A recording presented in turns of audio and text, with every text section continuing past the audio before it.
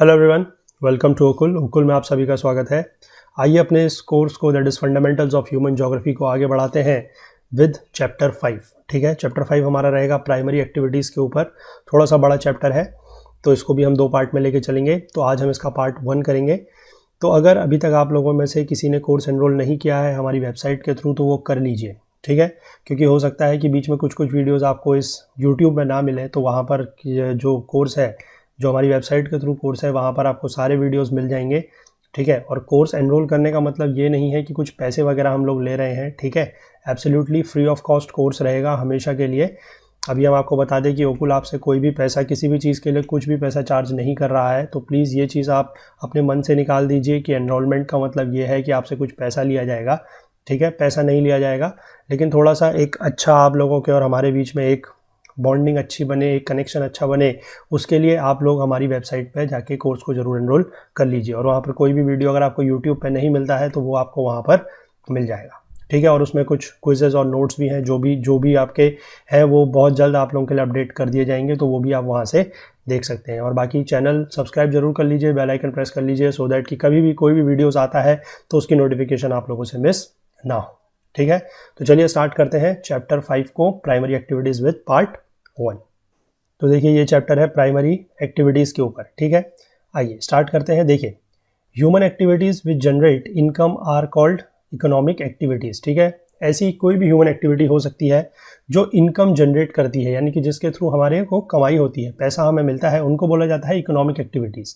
अब economic activities जो है उनको ग्रुप किया जाता है 4 कैटेगरी में। ठीक है, बेसिकली 4 कैटेगरी में किया जाता है। What is your primary activity, secondary, tertiary and quaternary activities. ठीक है, तो इसमें हम जो पार्ट है, ये सारे के सारे जो टाइप्स हैं, जो कैटेगरीज हैं, ये अलग अलग चैप्टर का फॉर्म है इस बुक में, तो इसको हम अलग अलग ही लेके चलेंगे। तो ये वाला चैप्टर है दैट इज चैप्टर 5, ये डील कर रहा है exclusively with your primary activities. ठीक है, तो देखते हैं प्राइमरी एक्टिविटीज क्या होती हैं। Primary activities are directly dependent on environment. ठीक है, डायरेक्टली एनवायरमेंट पे डिपेंड करती हैं, as these refer to utilization of earth resources such as land, water, vegetation, building materials and minerals. यानी कि ऐसी एक्टिविटीज़ जो डायरेक्टली, जिसका हम जो डिपेंडेंट है हमारा, वो केवल और केवल डायरेक्टली किसके ऊपर है, एनवायरनमेंट के ऊपर है। ठीक है, क्योंकि जिसमें हम एनवायरनमेंट के कुछ रिसोर्सेज को यूज़ करके जो एक्टिविटीज़ करते हैं, they are known as your primary activities. ठीक है, जैसे कि आपको यहाँ पर कुछ एग्जाम्पल दिए गए हैं, जैसे हंटिंग है, गैदरिंग है, ठीक है, पेस्टोरल एक्टिविटीज़ है, fishing, forestry, agriculture, mining and quarrying. ये सारी की सारी जो एक्टिविटीज़ हैं, दे आर क्लासिफाइड और they are categorized under your primary activities. ठीक है, तो इसमें एक करके हम स्टार्ट करते हैं। सबसे पहले दिया गया है हंटिंग एंड गैदरिंग। ठीक है, देखिए, अर्लीस्ट ह्यूमन बींग्स जो थे, they dependent on their immediate environment for their sustenance. ठीक है, क्योंकि जो अर्लीस्ट ह्यूमन बींग्स थे उनके पास सिर्फ और सिर्फ जो भी चीज़ थी, वो सिर्फ उनके पास क्या चीज़ थी, एक रिसोर्स जो उनके पास था, जब मेजर रिसोर्स, या आप कह सकते हैं दी ओनली रिसोर्स जो उनके पास था, दैट वॉज देयर नेचर। ठीक है, उनका इमीडिएट एनवायरनमेंट या नेचर ही था जिसके ऊपर वो अपनी गुजर बसर के लिए कह सकते हैं, या अपनी जिंदगी के लिए वो सिर्फ और सिर्फ उसी पे निर्भर थे। ठीक है, तो वो किस किस चीज़ों पे रिलाई करते थे, they subsisted on animals which they hunted, वो एनिमल्स जिनकी वो हंटिंग किया करते थे, या फिर कुछ ऐसे edible plants which they gathered from forest in the vicinity, मतलब जो उनके आसपास के कुछ फॉरेस्ट थे, कुछ प्लांट्स थे जो एडिबल प्लांट्स थे जिनको खाया जा सकता था, तो वो उनको वहाँ से गैदर करते थे। ठीक है, वो हो गया गैदरिंग। और वो कुछ आसपास के कुछ ऐसे एनिमल्स थे जिनको वो हंट कर सकते थे, जिनको वो मार सकते थे और जिनका वो यूज़ कर सकते थे अलग अलग पर्पस के लिए। ठीक है, तो दैट इज़ योर हंटिंग। ठीक है, अब जो प्रिमिटिव सोसाइटीज थी, they dependent on wild animals. People located in very cold and extremely hot climate survived on hunting.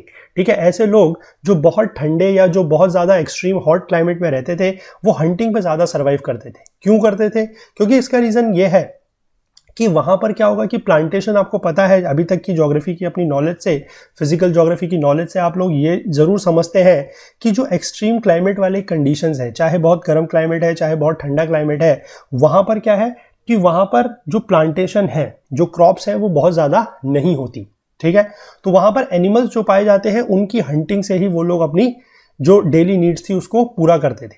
ठीक है, the people in the coastal areas still catch fish, though fishing has experience modernisation due to technological progress. जो coastal areas हैं, जो तटीय इलाके हैं, वहां पर अब आज भी देखते हैं कि जो फिशिंग है, ठीक है।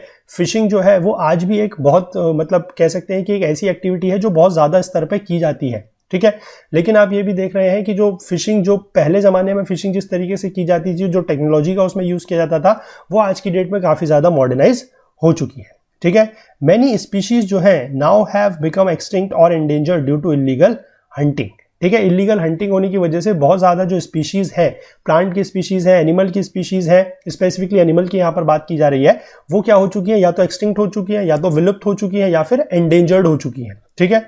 जो अर्ली हंटर्स थे वो बहुत ही प्रिमिटिव टूल्स का यूज किया करते थे जो कि स्टोन, ट्विग्स और एरोस के बने होते थे, ठीक है। तो इसलिए जो नंबर ऑफ एनिमल्स किल्ड थे वो भी लिमिटेड थे, क्योंकि आप बहुत बड़े एनिमल्स जो थे, जो बहुत पावरफुल एनिमल्स थे, उनको आप नहीं मार सकते थे, क्योंकि आपके पास उस तरीके के जो टूल्स थे वो अवेलेबल नहीं थे, ठीक है।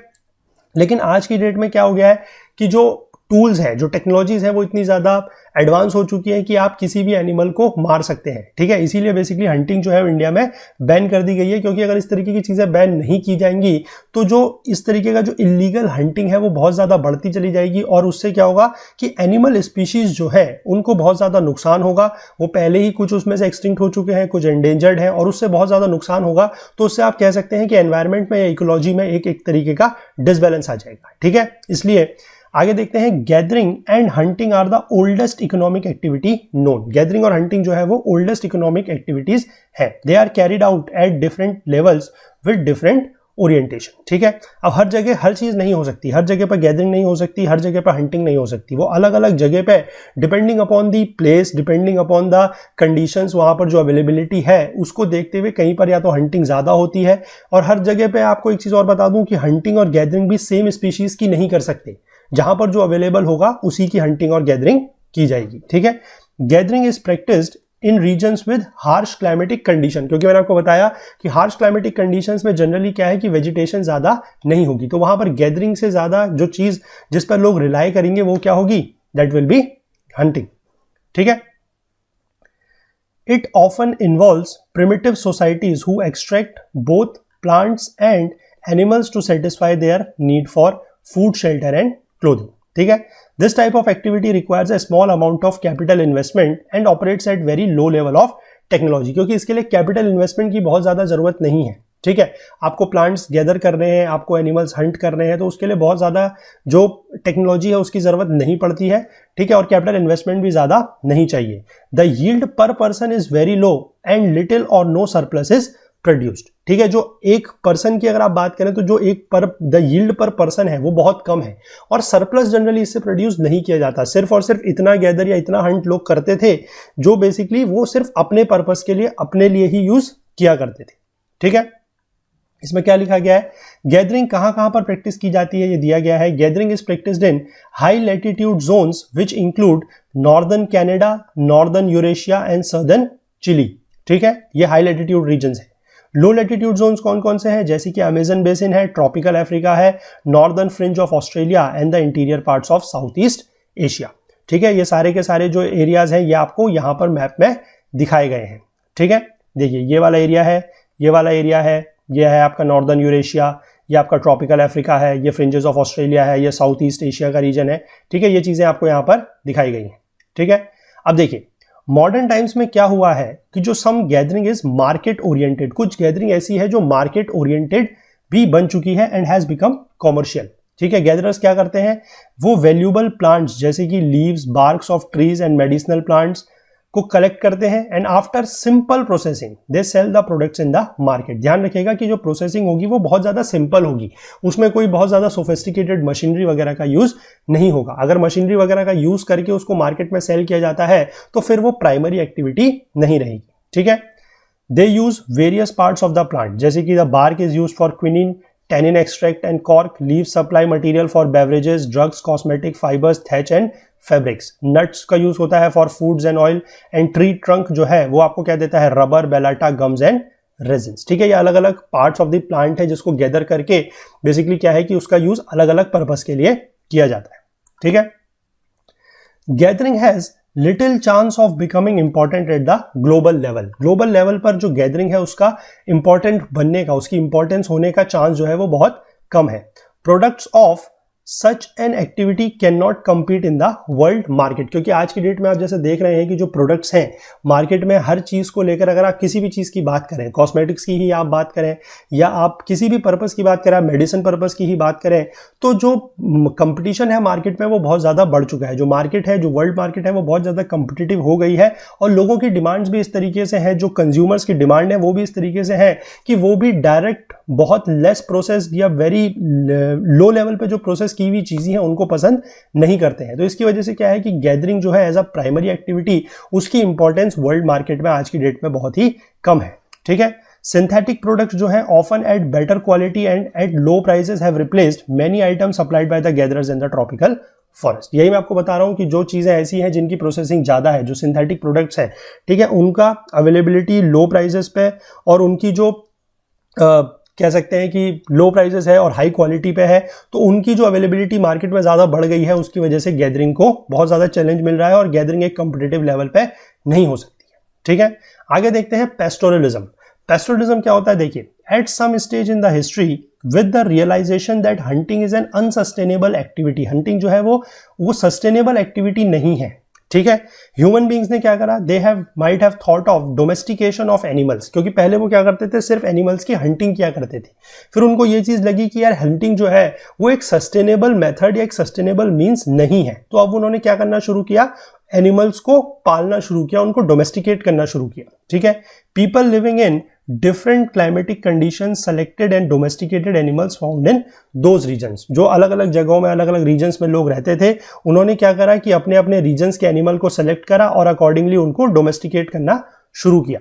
तो depending upon the geographical factors and the technological development, animal rearing today is practised either at the subsistence और at the commercial level. Subsistence level का मतलब है कि सिर्फ अपने पर्पस के लिए यूज कर रहे हैं उनके जो प्रोडक्ट है, और कॉमर्शियल पर लेवल का मतलब यह है कि जो एनिमल से उनको प्रोडक्ट मिल रहा है वो उसको मार्केट में सेल करके पैसा भी कमा रहे हैं।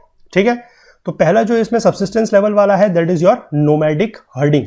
ठीक है, नोमैडिक हर्डिंग और pastoral नोमैडिज्म is a primitive subsistence activity in which the herders rely on animals for food, clothing, shelter, tools and transport. ठीक है, वो एक जगह से दूसरी जगह मूव करते हैं along with their livestock depending upon the amount and quality of pastures and water. ठीक है, पास्चर का मतलब होता है ऐसी लैंड जहां पर बेसिकली एनिमल जो है वो ग्रेस करेंगे। ठीक है, each nomadic community occupies a well identified territory as a matter of tradition. ठीक है, वो आपस में उनका कुछ इस तरीके का कह सकते हैं कि कोऑर्डिनेशन होता है, समन्वय होता है कि वो एक एक कम्युनिटी जो है, एक एक नोमैडिक कम्युनिटी जो है वो एक वेल आइडेंटिफाइड टेरिटरी को ऑक्यूपाई करती है। ठीक है, वाइड वैरायटी ऑफ एनिमल्स को रखा जाता है डिफरेंट रीजन्स में, जैसे कि आप बात कर सकते हैं ट्रॉपिकल अफ्रीका में कैटल जो है they are the most important live stock, while in Sahara and Asiatic deserts में आप बात करें तो शीप, गोट्स एंड कैमल्स जो है उनको रियर किया जाता है। इंटर माउंटेनियस एरियाज, अगर तिब्बत और एंडीज के माउंटेनियस एरियाज की आप बात करें तो वहां पर याक और लामास को रेयर किया जाता है। Arctic and sub Arctic areas में बात करें तो reindeer are the most important animals, क्योंकि depending upon the availability of the animals, क्योंकि हर तरीके का एनिमल, अब आप माउंटेन एरियाज में आपको कैमल नहीं मिलेंगे, डेजर्ट एरियाज में आपको याक और लामाज नहीं मिलेंगे, तो जो आपको जहां पर जो भी नोमैडिक ट्राइब या नोमैडिक कम्युनिटी जहां पर भी है वो अपने आसपास के एनिमल्स को depending upon the geographical region और द जहां पर भी वो रह रहे हैं वो उसके अकॉर्डिंग उसको डोमेस्टिकेट कर रहे हैं। ठीक है, Pastoral nomadism is associated with three important regions. ठीक है, the core region extends from the Atlantic shore of North Africa eastward across the Arabian Peninsula into the Mongolia and central China. Second region है extends over the tundra region of Eurasia.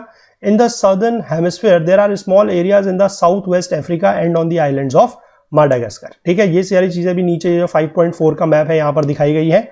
ठीक है, ये देखिए, आप ये देख सकते हैं अफ्रीका वाला रीजन, ये वाला रीजन देख सकते हैं, ये मैडागास्कर का रीजन है। ठीक है, ये बेसिकली रीजन जो आपका मंगोलिया से लेकर सेंट्रल चाइना तक जा रहा है, ये आपका नॉर्दर्न यूरेशिया का रीजन है। ठीक है, ये सारे रीजन आप यहाँ पर देख सकते हैं। ठीक है, देखिए, movement in search of pastures is undertaken either over vast horizontal distances और vertically from one elevation to another in the mountainous regions. ठीक है, सर्च ऑफ पास्चर्स, क्योंकि देखिए आप एनिमल्स को अगर आप रख रहे हैं, एनिमल्स रेयरिंग आप कर रहे हैं, लाइव स्टॉक रेयरिंग आप कर रहे हैं, तो आपके पास बेसिकली एनिमल्स को फीड कराने के लिए पास्चर्स होना चाहिए। पास्चर मतलब ऐसा लैंड होना चाहिए जहां पर एनिमल ग्रेस कर पाए। ठीक है, तो अब क्या है कि एक अगर आपके पास कोई कम्युनिटी है, सपोज कर लीजिए आपके पास कम्युनिटी है, आपके पास 100 कैटल है। ठीक है, कोई नोमैडिक कम्युनिटी, उसके पास 100 कैटल है, 100 गाय है मान लीजिए, ठीक है, तो 100 गायों को चराने के लिए एक जगह चाहिए, एक खेत चाहिए। अब उस खेत में क्या होगा बेसिकली कि थोड़े टाइम के बाद जो घास है वो खत्म हो जाएगी, तो वो नोमैडिक कम्युनिटी क्या करेगी, फिर वो दूसरे रीजन में मूव करेगी, ठीक है। अब वो मूवमेंट कैसा होगा, अगर प्लेन एरिया की हम बात करें तो वो हॉरिजॉन्टल मूवमेंट होगा, लेकिन अगर हम माउंटेनियस रीजन्स की बात करें तो माउंटेनियस रीजन्स में जनरली हॉरिजॉन्टल मूवमेंट बहुत ज्यादा टफ हो जाता है due to the difficulty in the terrain, ठीक है। ये आपको पता है कि माउंटेन्स, आप एक माउंटेन से दूसरे माउंटेन में एज सच हॉरिजॉन्टल मूवमेंट करके नहीं जा सकते, क्योंकि टेरेन उसका जो है वो काफी ज्यादा डिफिकल्ट होता है। तो इसलिए प्लेन्स की अगर हम बात करें तो वहां पर हॉरिजॉन्टल मूवमेंट होता है, ठीक है, इन search of pasture.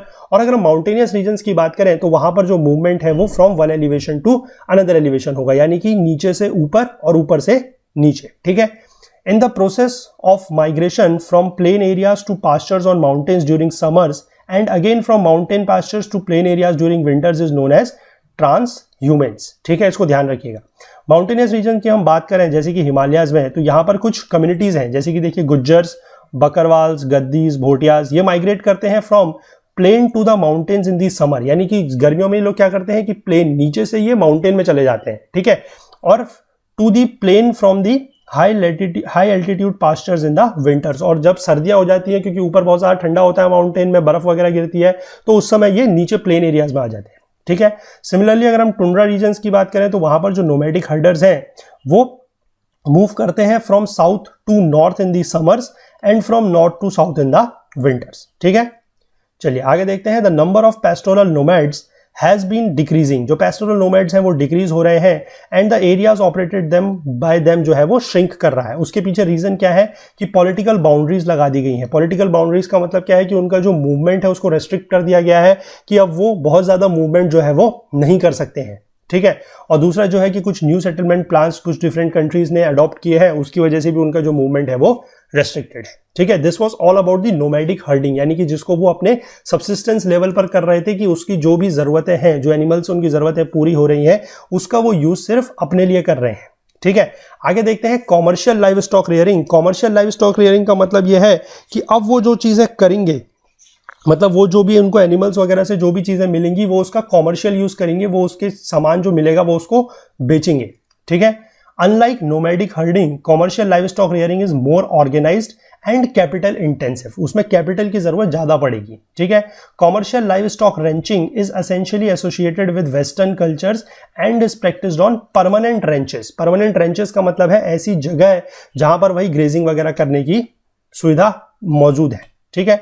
These ranches cover large areas and are divided into a number of parcels which are fenced to regulate the grazing, ठीक है। वो बड़े बड़े रेंचेस होंगे, उसमें आपको क्या करा होगा कि उसमें फेंसिंग की गई होगी। फेंसिंग करने का मतलब यह है कि जो आपका लाइव स्टॉक है, जो आपके कैटल्स वगैरह है, उनको एक एरिया के तहत रेस्ट्रिक्ट कर दिया जाएगा कि वो हर जगह नहीं घूम सकते, ठीक है।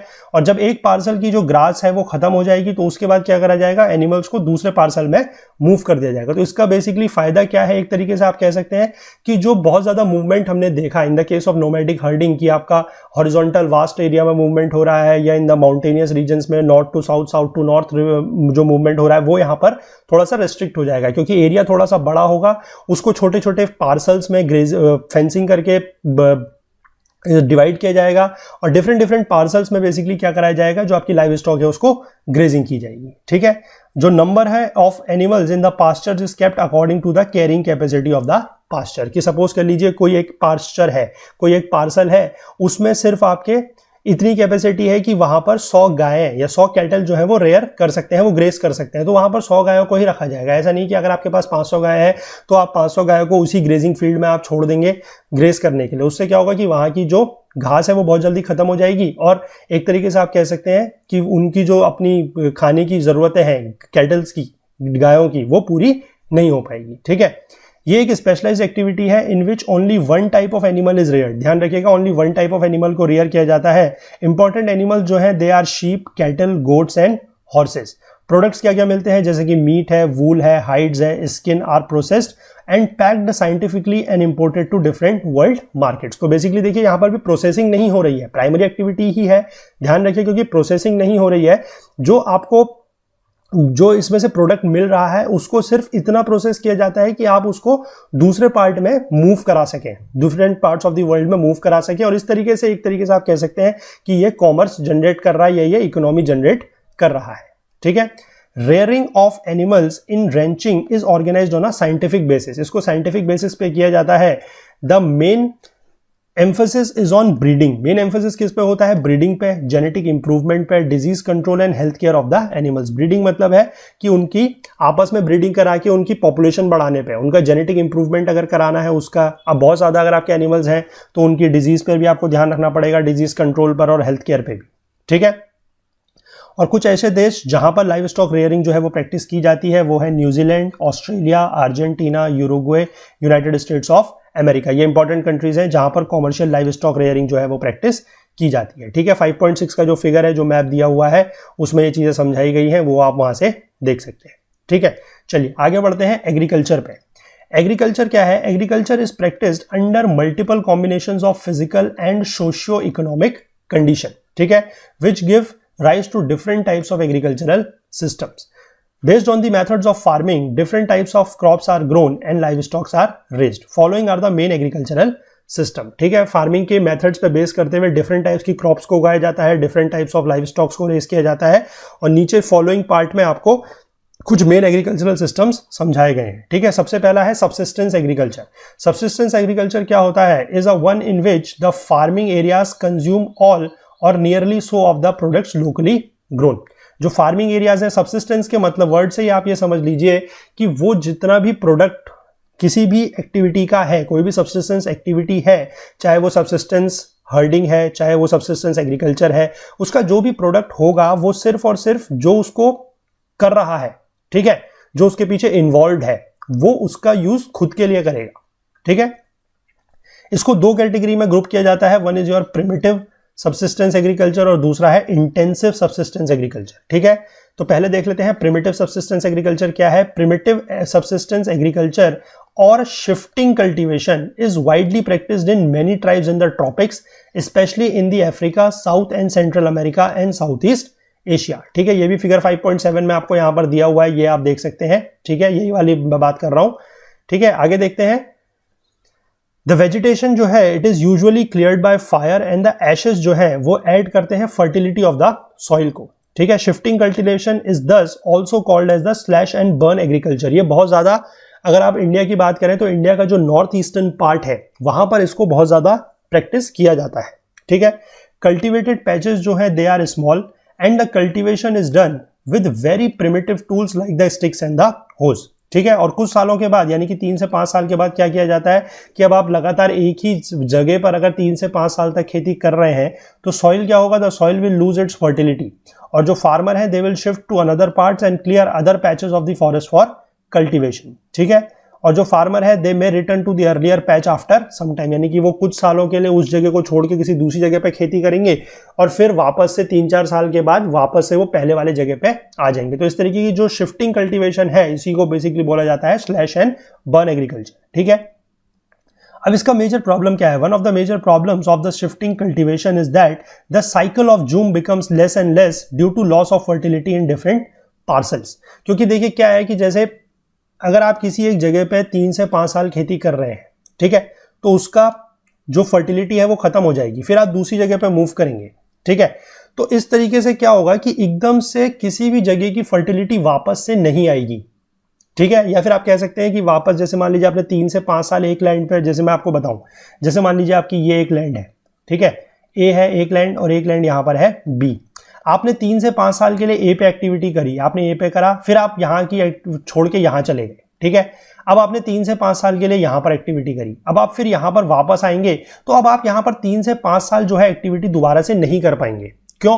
क्योंकि इस लैंड की जो फर्टिलिटी लूज हुई है वो इतनी ज्यादा वापस से रीगेन नहीं हो जाएगी कि ये आपकी एग्रीकल्चर एक्टिविटी को 3 से 5 साल के लिए सस्टेन कर पाए। तो आप पहली साइकिल में आप चले 3 से 5 साल में, दूसरी साइकिल में आपको हर 2 साल में चीजें चेंज करनी पड़ेंगी, तीसरी साइकिल में आपको ये जो साइकिल का टाइम है ये और कम हो जाएगा। ठीक है। तो ये चीज का ध्यान रखिएगा कि इसका जो मेजर प्रॉब्लम शिफ्टिंग कल्टीवेशन का है कि जो साइकिल ऑफ जूम है वो धीमे धीमे कम होती जाती है due to loss of the fertility. ठीक है।